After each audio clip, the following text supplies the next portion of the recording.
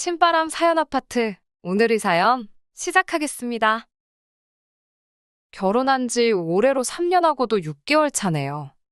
신혼 때는 거의 매주 찾아뵈면서 중간에 오해도 있긴 했지만 시어머니와 잘 지냈거든요.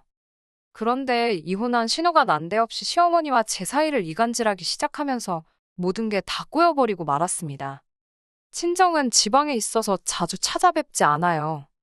하지만 신혼 때는 거의 매주 시댁에 가야 했습니다. 저희 일하느라 정신없을 텐데 먹을 거 해놓았다 하시면서 밑반찬 해놓은 거 가지러 오라고 매주 연락을 하셨지요. 그런데 그 주기가 일주일에 한 번꼴이다 보니 주말에 제대로 쉬지도 못하고 매번 시댁에 가야 했어요. 마음 써주시는 건 감사할 일이지만 솔직히 너무 부담스러웠습니다. 며느리 입장에서 아무리 시어머니가 편하게 대해주신다 하더라도 시댁이 제 집처럼 편할 수가 없는 법이잖아요. 거기에 매주마다 가야 하니 어디 놀러 나가지도 못하고 친정은 지방이다 보니 명절 때 아니면 찾아뵙지도 못하는데 그것도 불공평하다 싶어서 속도 상하고 그랬어요. 하루는 제가 너무 몸이 안 좋아서 남편 시켜서 이번 주엔 못 갈 것 같다 말씀드리라 했습니다. 아픈 몸 이끌고 회사 출근해 있는 저한테 아침 대바람부터 계속 전화를 해서 너네 먹으라고 해놓은 건데 왜 안 가져가느냐 엄청 뭐라고 하셨어요. 안 가겠다고 말한 아들 눈치가 보이는지 저보고 자꾸 남편 설득 좀 하라고 전화를 하시는 통에 엄청 고생을 했습니다. 그런데 저는 여태까지 오해를 하고 있었네요. 매주마다 가야 한다는 게 부담스럽고 불편하고 그랬는데 어머님이 다른 이유는 없으셨고 정말 저희 먹으라고 해놓으신 반찬 가져가라는 연락이었던 거예요. 몸이 하도 안 좋아서 남편만 보냈는데 어머님도 반찬만 가지러 오는 건데 뭐하러 매번 둘이 오느냐며 대수롭지 않게 여기셨다는 거지요. 저랑 남편은 그런 것도 모르고 어쩔 때는 사소하긴 하지만 말다툼까지 하고 그랬으니 아무튼 덕분에 그 뒤로부터는 별 어려움이 없었습니다. 굳이 주말이 아니어도 남편이 퇴근길에 시댁에 들러서 가져가고 해도 되었으니 말이에요. 그렇다고 해서 제가 시댁에 발 끊고 그랬던 건 아니에요. 한 달에 한두 번 정도는 저도 직접 방문해서 안부도 묻고 반찬 감사히 먹고 있다고 인사드리기도 했고요. 매달 용돈 보내드리는 거야 친정에도 보내고 있으니 그건 생색낼 게 아니라고 생각했고요. 어떤 때는 남편 대신에 제가 퇴근길에 시댁에 들러서 반찬을 받아오는 적도 있었습니다. 매주마다 방문해야 한다는 부담도 없어지고 시어머니도 딱히 별 생각이 없으시다는 걸 알게 되니 오히려 관계가 더 돈독해지더라고요. 남편하고 시댁 관련한 일로도 이야기 나올 것도 없어졌고 말입니다. 남편이 괜히 어머님 눈치 본다고 저까지 데리고 다니며 생긴 사소한 오해긴 했는데 지금이야 이렇게 편하게 말하지 실제로는 신혼 때 이걸 가지고 많이 싸웠었거든요. 그러니 그 이후부터는 다툼도 없어졌고 제가 시댁에도 잘하니 남편도 그거에 대해서 제게 고마워하고 여러모로 좋은 점이 더 많아졌어요. 그렇게 여지껏 길다면 긴 시간을 정말 고부간의 갈등은커녕 남편하고 말다툼하는 거 하나 없이 잘 지내고 있었거든요. 그런데 요 근래 난데없이 신호가 저희 인생에 깜빡이도 켜지 않고 확 끼어들면서 여러 가지 오해가 생기고 그것 때문에 이번에 한바탕 하게 되었습니다. 제가 신호와 그동안 아무 일도 없었던 이유는 단 하나였습니다. 올해로 마흔인 신호가 이혼을 하게 되면서 갈 곳이 없어서 시어머니 댁으로 들어와 같이 살게 되었거든요. 시어머니도 처음에는 저한테 넌지시 시집 보낸 딸이 다시 집으로 들어오는 게 부담스럽다고 쟤는 뭔 짓을 했길래 이혼이나 당하냐고 하면서 싫어하셨습니다. 아무튼 저도 그동안 지방에서 떨어져 살고 있던 신우와는 얽힐 일이 없어서 좋았는데 신우가 시댁으로 들어와 살게 됐다는 소식이 달갑지만은 않았습니다. 신우와는 첫 단추부터 잘못 끼워졌고 잘 지내기는 글렀다. 멀리 살아서 다행이다 하는 생각을 가지고 있었거든요. 남편도 신우와는 그렇게 가까운 사이가 아닌 듯 보였어요. 저희가 봄에 결혼식을 올렸는데 신우는 멀리 떨어져 살다 보니 연애하는 기간 동안 신우를 한 번도 만난 적이 없었습니다.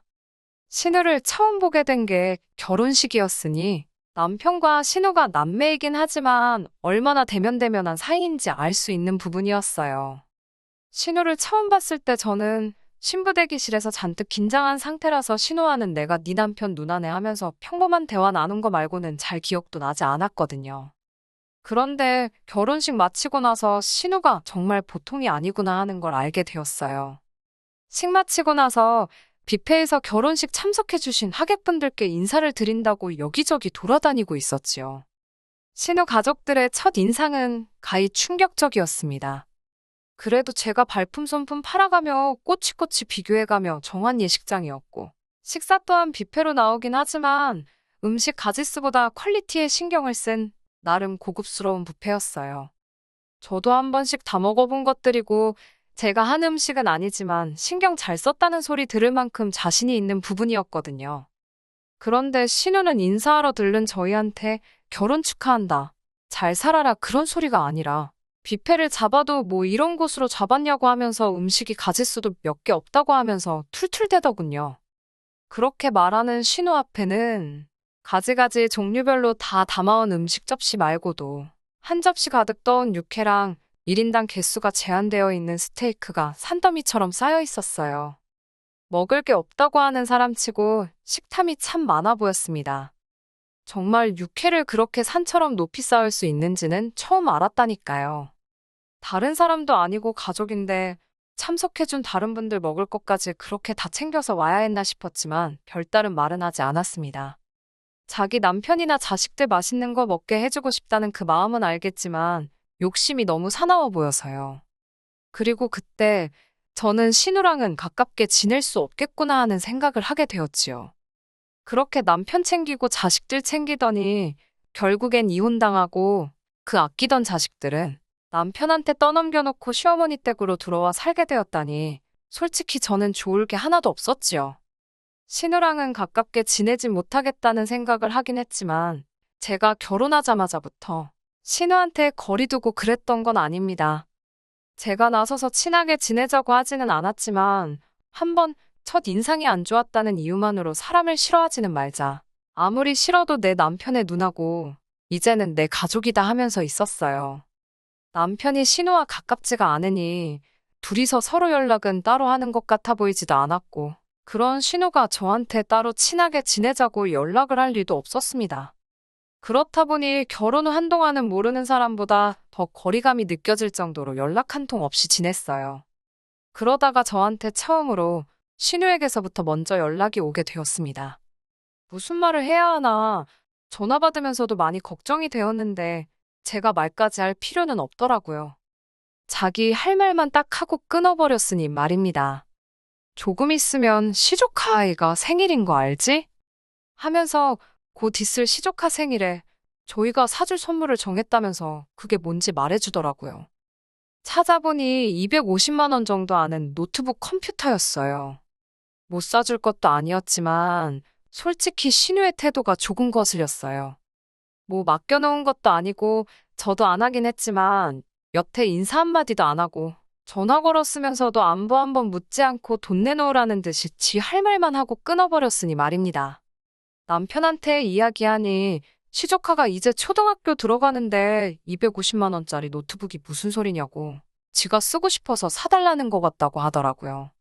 저도 어렴풋이 느끼고는 있었는데 자기 자식 생일 핑계로 갖고 싶은 걸 동생한테 말하다니 어이가 없었지요. 시조카 선물은 초등학교 입학 선물 겸해서 책가방이며 이것저것 그 또래 아이들이 필요할 만한 것들로 다 챙겨서 보내줬습니다. 그것도 돈이 꽤 많이 들어갔어요. 저희가 자녀 계획이 딱히 없다 보니 아기 때부터 봐온 건 아니지만 시조카한테 잘해주고 싶었었거든요. 그래서 이거 고르고 저거 고른 게 다 따지고 보니 40만 원 정도 되더라고요. 신우가 별로인 거지 시조카한테는 좋은 외삼촌, 좋은 외숙모가 되고 싶었기에 아깝지는 않았습니다. 그렇게 챙겨서 선물을 보냈는데 신우는 왜 사달라는 건 안 보내고 필요도 없는 걸 보냈냐고 하면서 성질을 내더라고요. 남편이 어이가 없어 하면서 초등학생이 250만 원 노트북이 뭐가 필요하냐고 시조카 대학교 들어가면 더 좋은 거 나오지 않겠냐고. 조카가 그 정도 노트북이 진짜 필요할 때 되면 그때 물어보라고 하고 전화를 끊어버렸습니다. 그렇게 한바탕 싸우고 났더니 신우는 삐져가지고 시조카 생일 파티에 저희 오라는 이야기도 하지 않더군요. 어머님도 외손자 생일 잔치 간다고 잔뜩 기대해서 기다리고 있었는데 저희가 가질 않으니 생일 잔치는커녕 신우 사는 동네 근처도 가지 못하셨지요. 제가 고른 가방만 메고 나가도 시조카 학교 가서 절대 기죽지는 않았을 텐데 참 욕심이 험한 데다가 뒤끝도 장난 아닌 사람이라는 생각이 들었네요. 그래도 이 정도 가지고 신우랑 직접적으로 연을 끝내 만회하면서 다툰 건 아닙니다.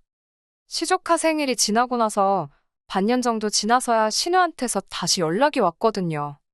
그간 있던 오해 풀 생각도 없어 보이고 그렇다고 해서 은근슬쩍 친한 척 말 거는 것도 아니고 대뜸 저한테 날짜랑 주소 하나 띡 찍어 보내놓더니 회사는 월차를 내든 해서 빠지고 그날에는 거기로 오라고 하더라고요. 무슨 일인지도 말해줘도 안 갈 판인데 말도 없이 저러니 어이가 없더라고요.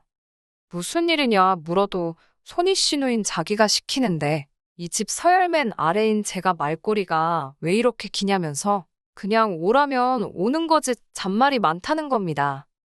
그래서 뭔지도 모르겠는데 갈 생각 없다 하고 전화 끊으려고 했어요. 그러니 그제서야 왜 그러는지 이유를 말해주더군요. 그 주소는 신운의 시댁 주소고 그날이 신운의 시댁이 김장을 하는 날이랍니다. 그러니 저보고 와서 김장하는 것 좀 돕고 가라는 소리지요. 이 사람이 지금 영문도 모르는데 갈 생각이 없다고 했던 말을 이유를 말해주면 가겠다로 알아들었나? 싶었네요. 말도 안 되는 소리 하지 말라고 뭐하러 내가 1년에 15번밖에 없는 월차까지 써가며 내 돈 주고 기름값에 톨비까지 내가며 그 동네까지 내려가는 것도 모자라서 거기서 남의 집 김장까지 해줘야 되냐고요. 제가 충분히 갈 생각 없다는 뜻을 전한 거라 생각했는데 신우는 눈치 없는 척을 하는 건지 아니면 진짜 멍청한 건지 오히려 저한테 목소리를 높이면서 말대답 좀 하지 말라고 하더군요. 제가 말이 너무 많아서 싫다고 자기한테 이쁨 받고 싶으면 일단 말대답하는 그 버릇부터 고치라면서요. 어이가 없어서 아무 말도 안 하고 있으니까 제가 무슨 신우 말을 들어먹기로 했다는 걸로 이해를 했는지 잘 들어봐 하면서 하나하나씩 이유를 따박따박 짚어가면서 설명해 주더군요. 우리 엄마, 그러니까 시어머니가 따로 김장을 안 하지 않는 거 모르냐더군요. 무슨 소리를 하려는가 했더니 며느리가 시댁 김장해주는 건 당연한 일이 아니겠냐고 하면서 그런데 저는 시댁 김장을 갈 일이 없으니 시댁 식구 중 한 명인 자기의 김장을 당연히 도와야 된다고 하더라고요. 제가 여태껏 들어본 말 중에서 제일 어이없는 소리라서 저도 모르게 전화기에다 대고 피식하고 콧방귀를 뀌어버렸네요. 어이가 없으니까 화도 나지 않더라고요. 그래서 어디 얼마나 더 할 수 있는지 해보라는 식으로 나갔습니다. 신우랑 솔직히 첫 단추부터 엉망으로 끼워졌는데 싸우면 싸우는 거지 싶었어요. 언제라도 터질 일이었는데 그게 그날이었다 생각하기로 했습니다. 당연한 이야기지만 누가 봐도 억지 부리는 건 신우였으니 저는 신우네 시댁 근처에도 내려갈 일이 없었습니다. 신우도 제가 똑같이 성질 부리면서 달라들건 예상 못했는지 언성 높이며 내가 남의 집 김장을 뭐하러 가냐고 한마디 하니 제 기세에 눌려서 곧바로 꼬리 내리고 전화를 끊어버리더군요. 아무 말도 안 하고 있으니 우습게 보였나 싶어서 이참에 제대로 한번 보여준 부분도 없지 않아 있었습니다. 아무튼 그렇게 신우하고는 그 사건을 계기로 여태까지 연을 끊다시피 해서 지내고 있었거든요. 그나마 한결 마음이 편하게 만들어졌던 건 신우가 마음 먹고 가지 않으면 엄두조차 나지 않는 먼 곳에 살고 있다는 사실이었는데 이제 시댁으로 들어오게 되었으니 내심 신경이 쓰이긴 했습니다. 신우가 시댁으로 들어오고 나서 처음 남편하고 둘이서 같이 시댁에 갈 일이 생겼습니다. 시어머니는 평소 때처럼 저희를 반갑게 맞이해 주셨고요. 신우는 뭐가 그렇게 불만인지 입이 대빨 나와서 저희가 왔건 말건 신경도 안 쓰고 멀리서 노려만 보고 있더라고요. 뒤통수가 얼마나 가렵던지 구멍이 나는 줄 알았네요. 아무튼 그날도 어머님이 해주신 반찬 맛보고 이래저래 이야기하다가 집에 돌아갔거든요. 그때까지는 아무 생각도 없었는데 언제부턴가 어머님이 반찬 해놨으니 가지러 오라는 이야기도 없어지고 아무튼 분위기가 평소와는 조금씩 달랐습니다. 사실 반찬 해주시는 거 감사하긴 하지만 안 해주셔도 크게 상관이 없는 부분이었거든요. 어쨌든 맞벌이 부부이기도 하고, 그래서 집에서 밥도 잘 안 먹으니 말이에요. 그런데 이 반찬 때문에 아주 큰 사건이 일어났습니다. 어머님도 신우가 들어와서 정신도 없고 입이 하나 늘었으니 우리 해줄 만큼 넉넉하게 반찬을 못 해주시나 보다 했어요. 반찬 가지러 갈 일이 없다 보니 매주 시댁에 발걸음 할 일도 없었고 말이지요. 마침 회사 일이 엄청 바빠서 겸사겸사 시댁에는 따로 발걸음을 하지 않았습니다. 그런데 얼마 전에 어머님한테서 전화가 왔어요. 목소리는 화가 많이 나신 듯 들렸고 니들 나 좀 보자 하면서 평소와는 다른 날카로운 말투로 저희를 부르시더군요. 퇴근길에 남편과 만나 시댁으로 향했어요. 저희가 들어오자마자 어머님은 저희한테 버럭 화부터 내시더라고요. 니들은 먹을 거 안 해주면 도통 시댁에 찾아올 생각을 안 하느냐고요. 안 찾아뵌 건 사실이지만 일도 바빴고 그래봐야 그 기간이 한 달도 안 되었는데 제가 매주 시댁에 찾아가야 하는 오해를 했던 신혼 때 아니고선 시어머니하고 갈등은커녕 사이만 더 좋았는데 갑자기 왜 저러시나 싶더라고요.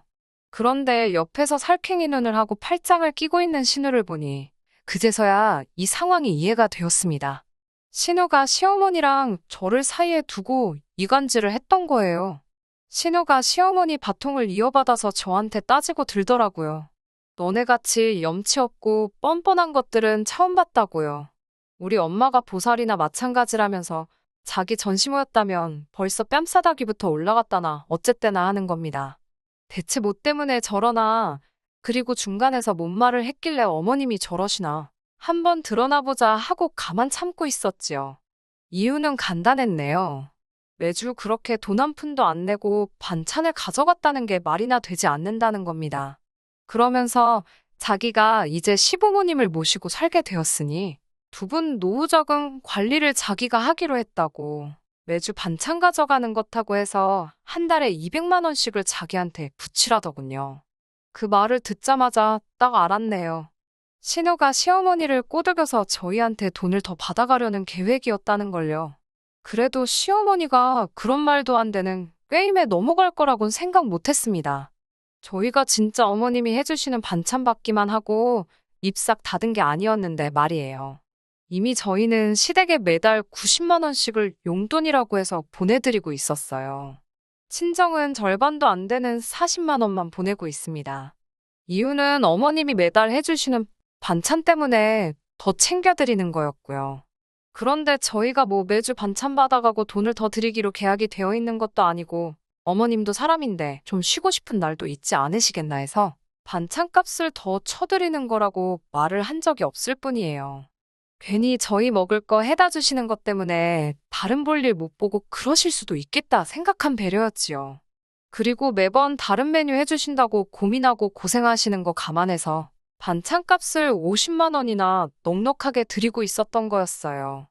친정에는 얼마 보내고 있는지 액수를 말해줄 필요는 없었기에 아마 양가에 똑같이 보내고 있다고 생각했나 봅니다. 신우는 그 점을 파고들고 친정보다 시어머니가 더 고생을 하는데 돈은 똑같이 준다고 하면서 돈을 더 받아 챙기기 위해 수작을 부려서 어머님 조종에 이간질을 했던 거였지요.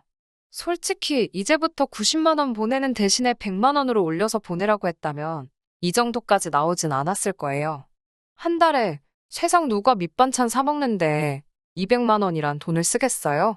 그 돈이면 매일같이 외식을 해도 그것보다 싸게 나올 텐데 말이지요.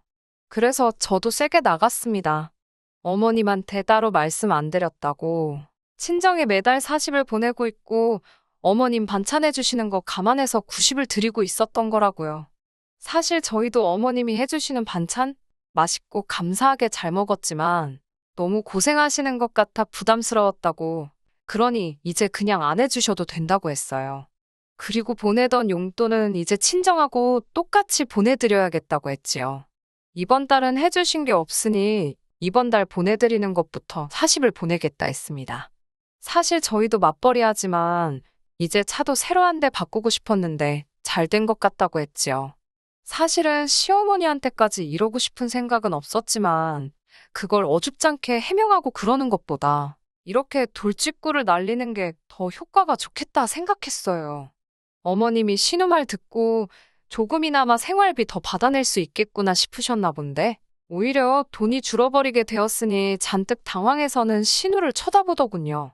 신우가 나선다고 뭐 상황이 달라지겠나요? 자기 이혼당해서 밥값도 못하게 된 거 부모한테 빌붙어서 살겠다는데 제 몫은 해내지 못할 것 같으니 애꿎은 저희한테 한 달에 100만 원씩이라도 더 뜯어가려던 계획은 무참히 깨져버리고 말았습니다. 오히려 일을 망쳐버린 신우가 이래선 안 되겠다 싶었는지 마지막 최후의 발악을 하기 시작하더군요. 저한테 삿대질을 막 하기 시작하더니 따지고 보면 저 때문에 자기가 이혼을 당한 거나 마찬가지라고 하면서 위자료 차원으로 저희가 매달 신우한테 생활비를 보내야 한다 우기더군요. 자기도 저처럼 회사 생활하면서 자기 시댁에 생활비 보내주고 했으면 식모살이가 아니라 귀한 며느리 대접을 받았을 거라면서요. 그런데 그러질 못했으니 자기는 몸으로 때워야 했는데 그날도 저한테 김장 좀 도와달라 부탁을 했는데 제가 안 오지 않았냐며 그때부터 자기가 자기 시댁에서 미움을 받기 시작했다는 겁니다. 거기에 자기 아들한테 노트북 안 사준 이야기까지 하며 그 노트북만 사줬어도 아들이 자기를 더 따랐을 것이고 양육권 분쟁에서도 자기가 이겼을 거라는 말도 안 되는 소리를 늘어놓더라고요. 그러니 저 때문에 시댁에 미움 사고 이혼당하고 자식까지 빼앗기고 저 때문에 인생이 망했답니다. 참으로 어처구니 없는 소리가 아닐 수가 없었지요. 남편이 나서서 신우한테 억지 부리지 말라는 식으로 한마디 하려고 하길래 제가 막아서고 신우한테 직접 한마디 했어요. 내가 남의 집에 가서 김장을 해야 할 이유도 모르겠고 왜 그것 때문에 신우 인생이 망했다는 말을 할 수 있는지도 모르겠다고 했습니다. 다만 하나 알겠는 건 지금 하고 있는 행동들로 봐서 왜 이혼을 당했는지, 왜 아이가 남편 쪽에 남게 되었는지는 알겠다고요. 신우한테 홀랑 넘어가 이 사단을 낸 시어머니도 그 상황에선 제가 틀린 말 한 게 없으니 신우 편은 못 들고 가만히 계시더군요. 지난번에 김장오라 했을 때 충분히 보여준 것 같은데 잘 모르는 것 같아서 또 보여주는 거라고.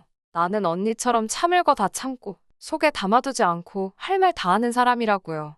더 할 말 없으니 이 정도에서 그냥 끝내겠지만 제가 얼마나 더 할 수 있는지 궁금하면 어디 계속 해보라고 말했어요. 그리고 그냥 남편 데리고 집으로 돌아왔습니다. 어머님께는 죄송하지만 앞으로 해주시는 반찬은 사양하기로 했어요. 어머님 반찬 없다고 저희가 식사를 못하는 것도 아니고 퇴근길에 반찬만 가져가도 되지만 시간 뺏기는 건 틀린 말이 아니었으니까요. 솔직히 조금 부담스러웠던 것도 사실이고 말입니다. 어머님은 매달 받는 용돈이 줄은 것에 대해서는 서운해하시는 것 같지만 직접 말은 하지 않으시네요. 사실 이 일을 계획한 건 신우였지만 일을 더 크게 만든 건 어머님도 일조를 했으니 그 정도는 제가 너무했다 생각하지 않아요. 신우도 충분히 정신 차렸으면 멀쩡히 잘 지내는 동생네 부부한테 생활비 뜯어낼 게 아니라 그렇게 직장을 가지지 못했던 게 한이라 했으니 이제 정신 차리고 일을 시작하겠지요. 그럼 이혼당한 자식 거두어준 부모님께 생활비라도 보태드리는 효도라도 하지 않겠어요? 조금 우여곡절이 많았지만 이제 모든 게 제자리로 돌아왔다는 생각이 드네요. 저희도 이제 효도보다는 어차피 아이 없이 결혼 생활 하기로 했으니 좀 더 저희들 삶의 시간을 쏟아보려고 합니다. 끝까지 들어주셔서 감사합니다. 오늘의 사연은 여기까지입니다. 구독과 좋아요, 알람 설정 부탁드리고 더 좋은 사연으로 다시 찾아뵙겠습니다. 감사합니다. 신바람 사연 아파트, 오늘의 사연 시작하겠습니다. 안녕하세요. 결혼한 지 3년 된 30대 중반의 여성입니다. 평생의 동반자라고 믿었던 남편이 저에게 이럴 줄은 정말 꿈에도 생각 못했네요. 오빠 행세에 미쳐버린 남편, 신우에게 던져주고 이혼했습니다. 저는 대학교를 졸업한 이후에 제과제빵을 배우고 싶다는 욕심이 있었어요. 하지만 부모님뿐만 아니라 주변 사람들 모두 그 학벌에 왜 빵 만드는 것 따위를 배우냐며 시간 낭비하지 말고 얼른 취직부터 하라고 그러더군요. 젊은 나이도 내세울 수 있는 경쟁력 중에 하나라면서요.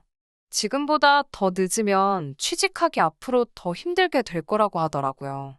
저는 그렇게 자의반 타의반으로 여러 회사에 지원을 하게 되었고 운 좋게 한 번에 취업에 성공할 수 있었습니다.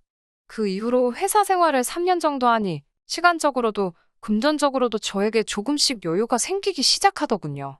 그래서 그제서야 평일에는 회사 생활을 하면서 주말에는 제과제빵 수업을 찾아듣기 시작했습니다.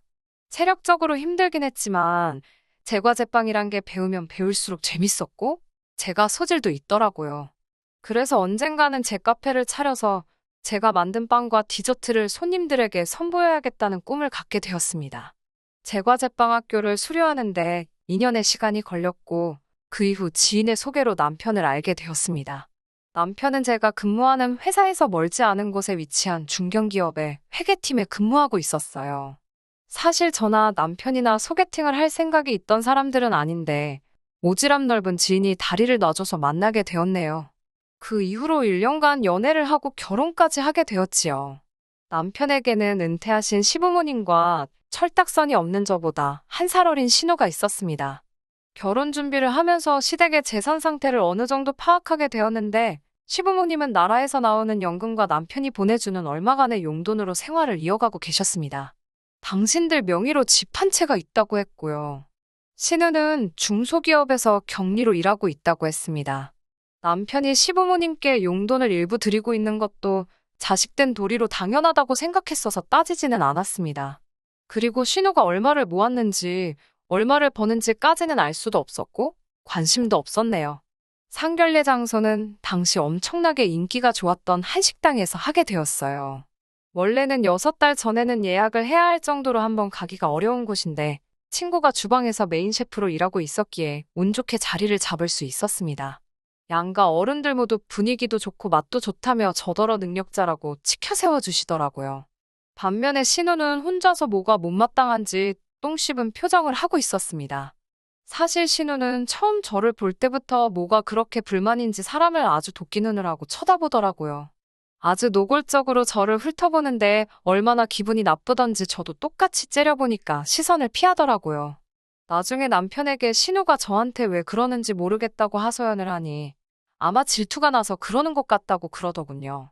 한다는 말이 신우가 제 옷차림새를 보고 사치스러운 여자 같다고 남편더러 결혼하지 말라고 했다는 거예요. 어이가 없어서 제가 어디가 사치스럽다고 하냐 물어보니까 제 신발 가방은 다 비싼 거고 옷은 요즘 유행하는 걸로 입고 다닌다라며 딱 봐도 돈을 흥청망청 쓰는 게 분명하다고 그랬대요. 가방은 회사 생활 1년 만에 처음 받은 상여금으로 큰맘 먹고 지른 거였고 신발은 친정엄마가 결혼식 때도 신으라고 좋은 거 한 켤레 사주신 건데 어이가 없더군요.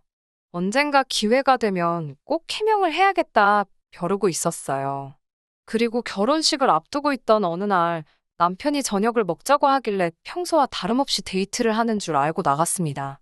그런데 신우가 나와 있더라고요. 남편은 서로 지난번에 대화도 많이 못하지 않았냐며 친해지라고 자리를 만들었다고 하더라고요. 신우도 어이가 없는 눈치였고 저도 황당했어요. 남편은 남의 속도 모르고 한다는 소리가 이제 둘이 자매처럼 지냈으면 좋겠다는 거예요. 그리고 순간 전 기왕 나온 김에 지난 일에 대해서 이야기를 해야겠다 싶었습니다. 아가씨, 이 가방 제가 정말 피땀 흘려 일해가지고 그래서 받은 상여금으로 산 거예요. 언니, 지금 회사 생활한다고 잘난 척하는 거예요? 왜 말을 그렇게 비꼬아서 들어요? 누가 직장 생활하는 걸로 잘난 척을 하겠어요. 남들 다 하는 직장 생활이 어떻게 자랑거리가 되나요? 진짜, 매기려고 그러는 거네. 지금 나는 상여금 나오는 회사 다니니까 가방 산 거라고. 그게 자랑하는 거 맞잖아요. 어디 내 말이 틀렸어요? 말을 하면 할수록 신우는 이유도 없이 저에게 분풀이를 하더라고요. 자격지심인가 싶어서 이러다간 큰 싸움 나겠다고 먼저 일어나겠다고 자리를 피했어요. 그런데 그날 밤 남편에게 또 전화가 걸려왔어요. 제가 가고 나서 신우가 울면서 저는 인정머리도 없고 남의 자존심 같은 건 생각도 안 해주는 여자라고 욕을 하더래요. 피해의식 있는 사람 별로 안 좋아하는데 그게 딱 신우가 그런 사람이었네요. 그래도 신우 때문에 날 다 잡아놓은 결혼을 깰 수는 없었습니다. 사실 그때는 그런 생각은 아예 하지를 못했고 똥이 무서워서 피하냐 더러워서 피하지라는 말만 떠올리며 신우와 좀 거리를 두면 해결될 일이겠거니 싶었습니다. 아무튼 결혼식을 올리고 얼마 지나지 않아 회사에서 희망퇴직을 받기 시작했습니다. 위로금을 계산해보니 실수령이 1억은 좋게 되겠더라고요. 1억이면 제가 그토록 원하던 카페를 창업하기에 충분하진 않아도 부족하진 않을 것 같았습니다. 고민 끝에 남편에게 퇴사를 하겠다고 말했어요. 남편은 그러면 생활비는 어떻게 하려고 그러냐 묻더라고요. 저희는 결혼을 반반으로 했고 생활비도 각자 월급에서 얼마씩 각출해 공동으로 쓰고 있었습니다. 저는 그 부분은 걱정하지 말라고 밀리지 않고 줄 수 있다 하니 그럼 제 마음대로 알아서 하라고 하더군요. 어차피 서로의 재산에는 터치하지 않는 게 저희 부부의 원칙이었고요. 친정 부모님은 어차피 말려도 할 것 같으니 차라리 한 살이라도 어렸을 때 도전해보라고 하셨습니다. 그래야 실패를 하더라도 금방 다시 털고 일어날 수 있다면서요. 남편의 동의에 이어 부모님의 허락까지 떨어지니 더 이상 주저할 이유가 없었습니다. 그런데 문제는 제가 카페나 빵집에서 한 번도 일해본 적이 없었어요. 사람들은 일단 제 가게를 열면 자동으로 일을 하게 되고 그러면서 배우면 된다고 했지만 제 성격상 그렇게는 못하겠더라고요. 결국 저는 낮에는 제 가게를 어떻게 할지 분석과 고민을 하며 시간을 보냈고 밤에는 근처에 늦게까지 여는 카페에 가서 일을 했습니다. 급기야 아르바이트를 시작한 지 6개월이 지났을 땐 제가 카페 오픈을 준비 중이란 사실을 몰랐던 카페 매니저가 저에게 동업을 해보지 않겠냐고 물어왔어요. 그때 저는 제 사업을 해도 되겠다는 확신을 갖게 되었고요. 그렇게 시작한 카페는 하루가 다르게 번창해 나갔습니다. 특히 제가 제과제빵학교를 다니면서 만들어냈던 저만의 특별한 레시피가 있었는데 그게 젊은 사람들 사이에서 엄청나게 빠른 속도로 입소문을 탔어요. 카페를 연 지 6개월 만에 예약 주문을 받게 되었고 전국으로 배송까지 하기 시작했어요. 너무 잘 되니까 오히려 떨떠름하기까지 하더군요.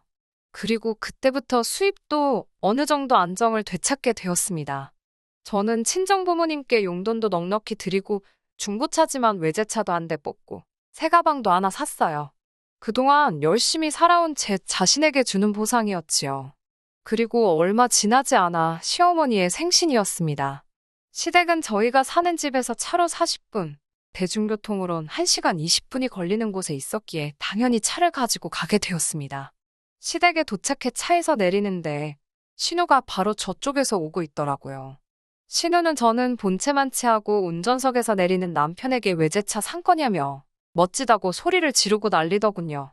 전 남편이 제 차라는 사실을 신우에게 말했으면 싶었는데 했으면 하는 말은 안 하고 필요하면 말하라고 이 오빠가 언제든지 빌려준다는 헛소리를 하고 앉았더라고요. 평소에 신우가 저한테 하는 태도도 불만이 많았는데 쓸데없는 소리를 하니까 저도 살짝 욱했어요. 왜 당신 것도 아닌데 그런 약속을 해? 요새 젊은 애들이 외제차 좋아하니까 혹시 타보고 싶다 하면 잠깐 빌려주자는 이야기야. 아가씨, 이거 제 차고요. 오빠가 왜 그런 말을 하는지 모르겠는데 차는 제 차라서 빌려줄 생각 없어요. 남편의 헛소리를 중간에 딱 잘라 끊어버리니 남편이 말을 뭐 그런 식으로 하냐는 표정으로 저를 쳐다보더라고요. 신우도 살짝 언짢다는 듯이 반응했어요. 이 외제차가 언니 차라고요? 언니가 돈이 어디서 나서? 오빠 돈으로 산 거니까 오빠 거지. 그게 왜 언니 거예요? 차는 제가 벌어서 제 힘으로 산 거예요. 언니, 회사 때려치고 지금 집에 있다면서? 왜 자꾸 거짓말해요? 누가 제가 집에 있대요? 오빠가 저 카페 차린 거 말 안 해줬어요? 저 요새 진짜 눈코 뜰 새 없이 바쁘거든요. 지금도 간신히 온 거예요. 언니가 카페를 차렸다고요? 회사에서 위로금 받은 걸로 차렸어요. 나중에 한번 친구들하고 놀러 와요. 장사가 잘 돼서 자리가 없을 수도 있으니까 올 거면 꼭 미리 전화하고 오시고요. 신우는 똥 씹은 표정을 하더니 아닌 척하면서 저를 또 위아래로 훑고 있더라고요. 남편은 한숨을 내쉬고는 저더러 왜 그렇게 신우기를 죽이냐고 그러더군요.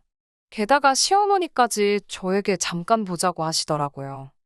시어머니께서는 신우가 자존심은 강한데 마음은 여려서 상처를 잘 받는다 하셨습니다. 그러니까 신우 앞에서는 너무 잘난 척을 하지 말라면서 명품 가방 같은 것도 메고 오지 말고 시댁에 올 때는 웬만하면 대중교통을 타고 왔으면 좋겠다고 그러시더군요. 제가 드리는 용돈은 입이 귀에 걸리도록 웃으시면서 고맙다고 받으셔놓고 좀 어이가 없었지요. 하지만 이런 일들로 제가 남편과 이혼을 생각한 건 절대로 아닙니다.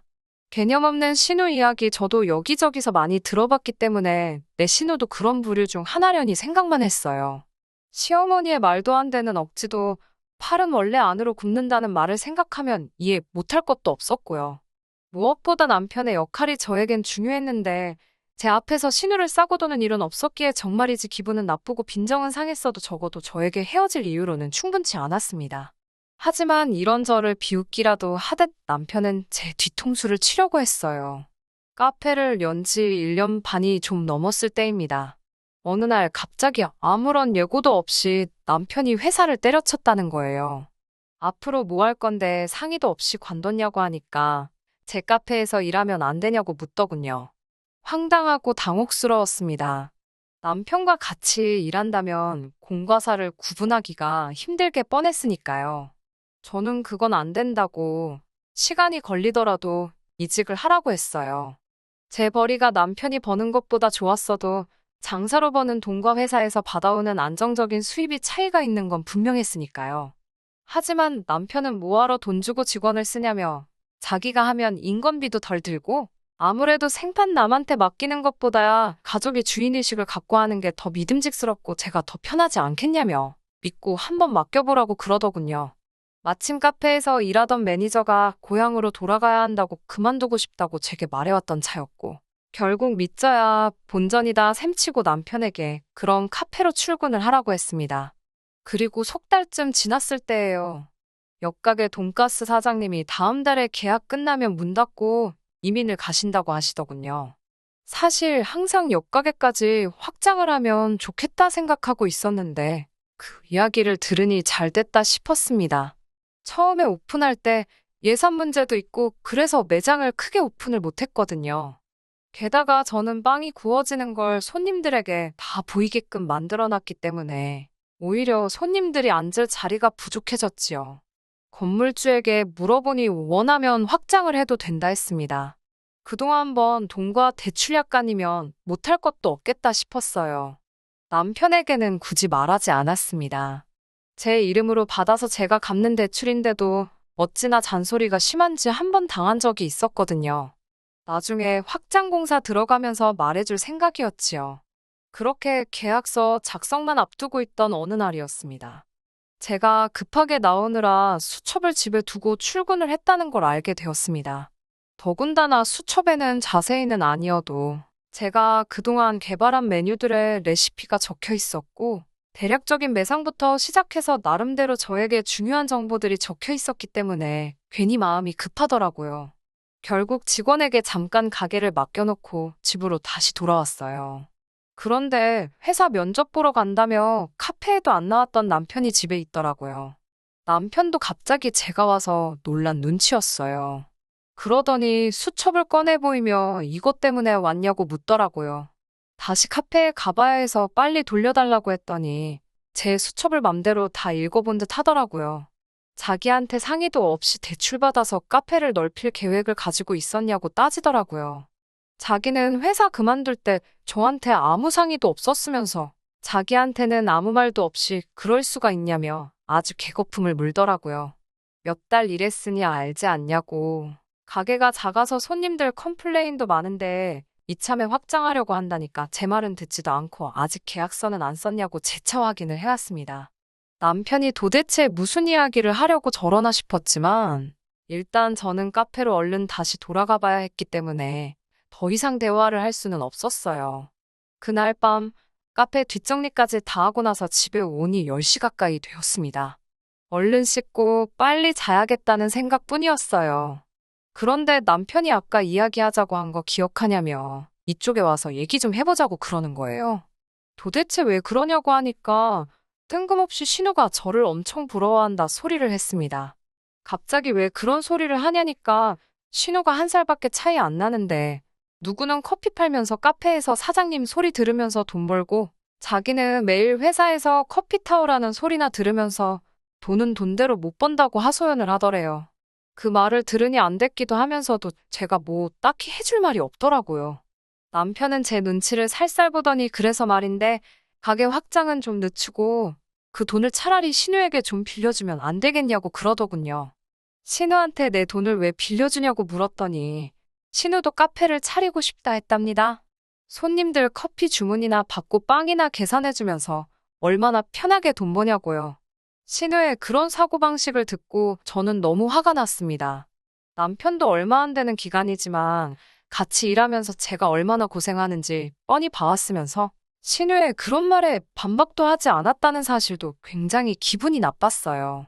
그런 제 마음을 아는지 모르는지 남편은 이제 신우가 시집도 가야 하지 않냐며 좀 도와달라고 하더라고요. 당신은 모아둔 돈이 없냐? 그걸 왜 내 돈으로 도와주느냐고 물으니 남편이 우물쭈물 말을 못하더군요.